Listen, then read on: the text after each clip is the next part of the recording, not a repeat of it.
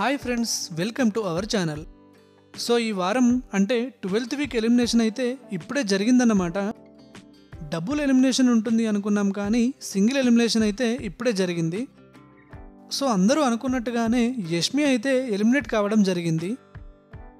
Prithvi eliminate అయ్యే chance ఎక్కువగా ఉంది అనుకున్నాం, కానీ యష్మి గౌడ గారైతే ఇప్పుడే ఏడుస్తూ బయటకు వెళ్ళిపోయారు.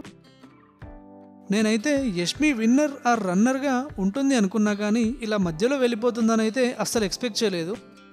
సో ఇప్పుడు వెళ్ళిపోయి ఒక హోటల్లో స్టే చేసి రేపు ఎపిసోడ్ టెలికాస్ట్ అయ్యాక బయటికి వచ్చి అయితే ప్రెస్ మీట్ పెడతారన్నమాట. అయితే యష్మి లాస్ట్ 2 days నుంచి బాగానే ఆడుతున్నా ఎలిమినేట్ అవ్వక మాత్రం తప్పలేదు.